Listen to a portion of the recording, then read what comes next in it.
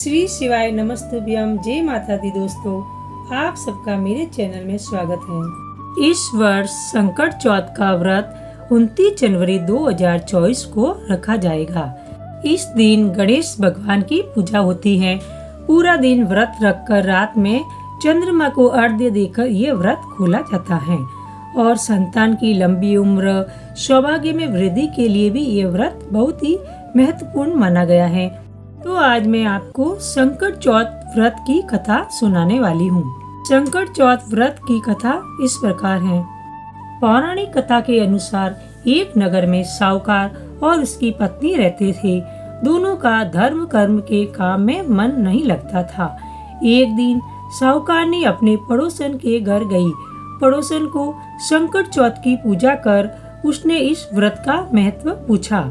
साहूकारनी को संकट चौथ व्रत या तिलकुटा चौथ व्रत की महिमा बताते हुए पड़ोसन बोली कि गणपति जी की कृपा से व्यक्ति को अखंड सौभाग्य, पुत्र, धन धान्य, बुद्धि, सिद्धि सब कुछ प्राप्त होता है। साहूकारनी ने व्रत का लाभ जानकर संकट चौथ व्रत करने का संकल्प लिया। साहूकारनी ने कहा कि अगर वो माँ बनती है तो संकट चौथ व्रत करेगी। गणेश जी को 1.25 सेर तिलकुट चढ़ाएगी। गणेश जी की कृपा से वह गर्भवती हो गई। अब साहूकारनी की लालच और बढ़ गया। उसने कहा कि उसे बेटा हुआ तो 2.5 सेर तिलकुट करेगी। साहूकारनी को एक सुयोग्य पुत्र की प्राप्ति हुई। फिर उसकी लालसा और ज्यादा बढ़ गई। अब वह बोली कि अगर उसके बेटे का विवाह हो जाता है तो वह 5.25 सेर तिलकुट करेगी। गजानन के वरदान से उसका विवाह भी हो गया, लेकिन तब भी उसने व्रत नहीं किया।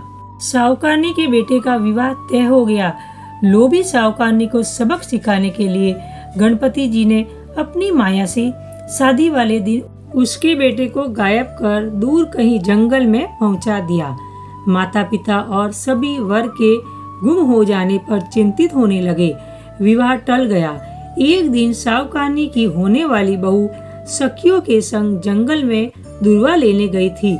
उसे देखकर साहूकारनी के बेटे ने आवाज भी दी, लेकिन वह सभी डर के वहां से चली गई और इस घटना के बारे में अपनी माँ को बताया। गांव वालों और साहूकारनी के समधियों ने वहां जाकर देखा तो उनका दामाद घने जंगल में एक पेड़ पर बैठा था। उसने अपनी सभी को अपनी माँ की गलती बताई और कहा कि माँ ने संकट चौथ व्रत करने का वचन दिया था, लेकिन उसे पूरा नहीं किया, जिसके कारण संकट देव क्रोधित हो उठे। साहूकारनी को जब ये बात पता चली तो उसे अपनी गलती का एहसास हुआ और उसने गणपति जी से क्षमा याचना कर संकट चौथ का व्रत और तिलकुट किया। गणेश जी ने साहूकारनी को माफ कर दिया और उसका बेटा भी सही सलामत घर आ गया। कहते हैं कि संकट चौथ के व्रत के प्रभाव से संतान पर कभी कोई आँच नहीं आती। बच्चे को लंबी उम्र का भी वरदान मिलता है और संतान सुख की भी प्राप्ति होती है। आशा करती हूँ कि आपको मेरी वीडियो पसंद आई हो तो लाइक शेयर जरूर कीजिए और अगर आप मेरे चैनल पर पहली बार आए हैं तो सब्सक्राइब करना ना भूले और बेल बटन को प्रेस करें। इससे क्या होगा कि मैं जो भी नई वीडियो अपलोड करूँगी उसका आपको नोटिफिकेशन मिल जाएगा। तब तक के लिए जय माता दी दोस्तों।